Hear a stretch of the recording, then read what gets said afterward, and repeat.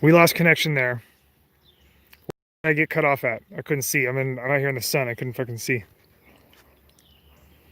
What was the last thing that I said?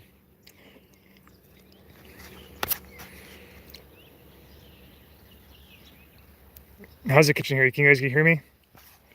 Or what?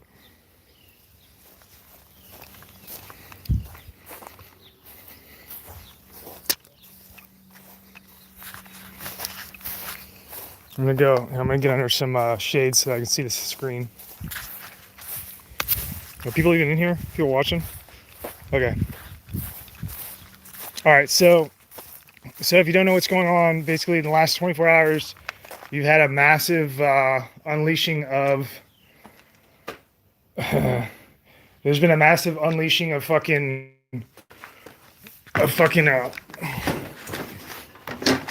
Massive unleashing of protests everywhere across the United States, all coordinated, and then it's also spreading to other countries right now. So you have Japan and Canada have protests starting up, and it's going to continue to spread. The U.S. side is obviously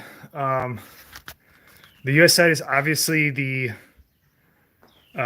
most intense of this event that's starting to take place, and you've got some really crazy stuff. So they've got protests going on in Japan now. So in the in the fucking states, you have in Minnesota, you certainly have you've got Umbrella Man. So the case is that Umbrella Man has been accused of being a St. Paul police officer, which is still technically unsubstantiated, although there is no public proof that it's not the same guy. They say they have an alibi, but they won't put out the alibi. Somebody could probably put in a FOIA request because it is related to public service, the entire thing. So if he's got an alibi, and if there's a national security issue with suspected like foul play and corruption, then you can probably do a FOIA request on that. Somebody ran over 8 protesters, I guess. Apparently, that's unsubstantiated. That's just somebody in the comments said that. Okay, other shit that's a big deal is that we're thinking it's in Los Angeles. You have some like brick videos that came out of bricks being dropped off, like pallets of bricks, and then this occurred in several other cities too. You have okay. Are we here?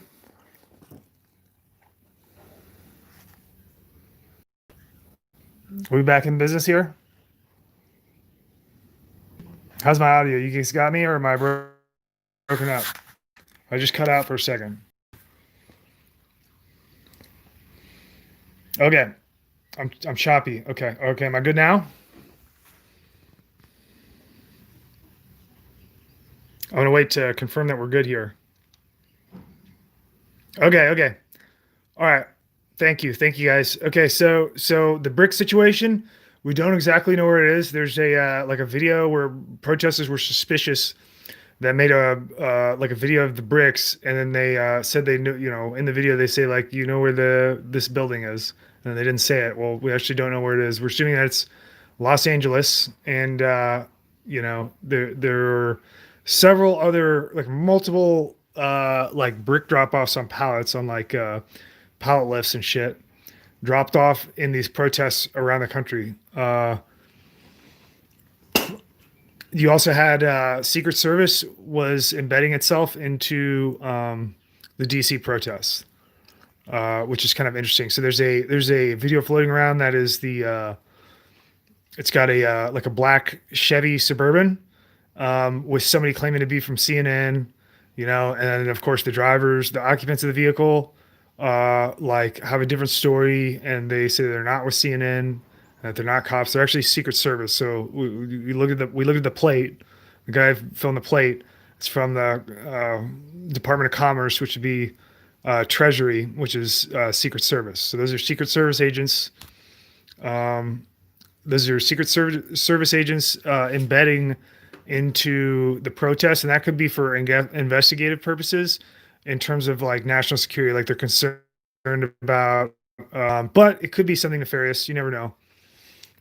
It could be people that are rogue that are in the Department of Treasury, possibly. Who knows?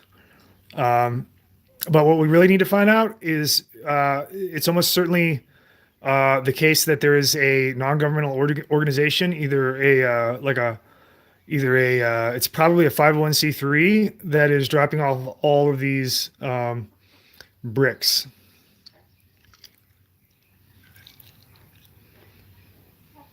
Okay.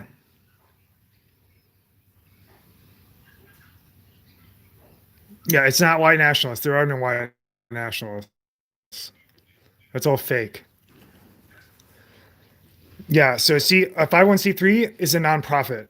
Okay. It's a general purpose nonprofit. And that is where you're going to see, historically, you're going to see those groups are going to be running the protests. And so like that's a historical thing. So the reason that they use 501c3s is because it's the most legal way to move money in a like fluid sense, and have it change hands several times to because we're talking about large quantities of money and you have to be like IRS compliant. And so they just use a bunch of 501c3s.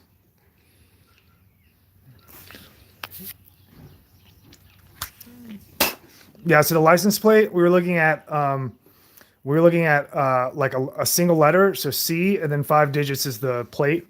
And the C, a single C is actually it's actually not Capitol Police. It's actually Commerce, and so that would be a Secret Service, the Treasury Department. They're technically under DHS now. They went out of no, it's not commercial vehicle. No, it is a vehicle that is operating under registration of the Department of Commerce, and the U.S. Secret Service up until 2003 was flagged under Department of Treasury, and they switched over after 2003 to the DHS. They're now housed under DHS, but their vehicles aren't, and so you still have registration of vehicles under Department of Treasury. That's what's going on there. Yeah, you can see the plates. Yeah. Okay. Shuvik says he's never heard of this before. 501c3s. Yeah, this is a common thing, Shuvik. So, what I would reference you to check out for background on this is to look up. You can go to Influence Watch and you're going to look up an organization called Democracy Partners, and it's going to have a CEO named Robert Creamer. That's Creamer, and his wife is going to be Jan Schakowsky, Illinois State Representative of 9th District. Those are the people that ran Black Lives Matter during the Ferguson protest, and Eric Garner.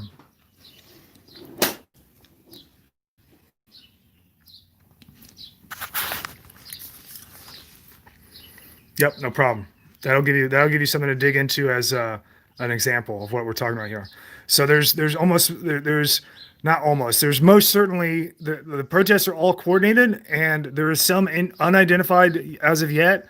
There's an unidentified NGO or a network of NGOs that are coordinating with each other across the country to set these up. So what people should work on is attempting to identify what the common thread is between the NGOs. It's almost 100% has to be an NGO, because that's the only way to move that many people and money successfully to set up something this size.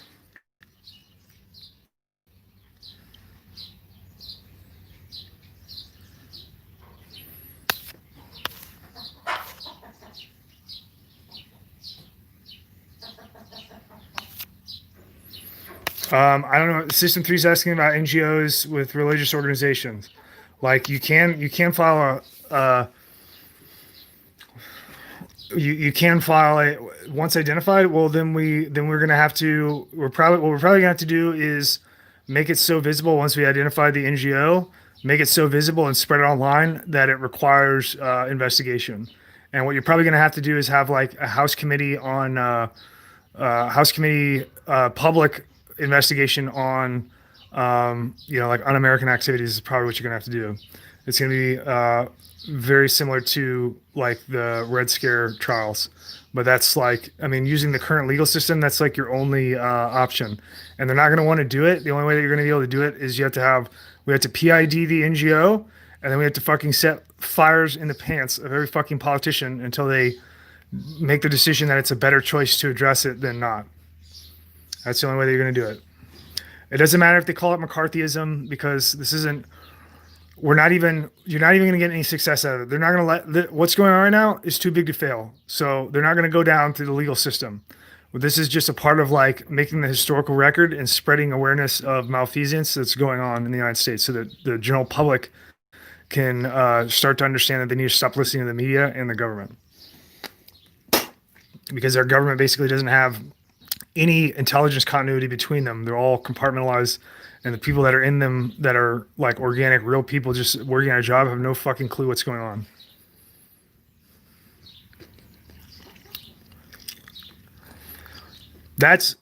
Jim Beam says that's incredibly difficult. Yeah, it sure is. But your alternative is to wait and to do exactly what's going to happen, which is you're going to have a fucking civil war in the United States.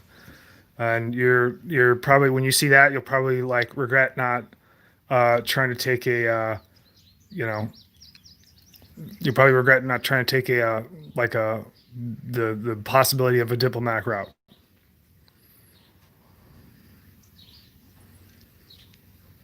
Okay. So that is my update. I just want to give a quick update video. I'm not sure what comes next. I'm working around here. I gotta work on some shit here. You guys, let's see. Why though? Okay, I guess we gotta address this.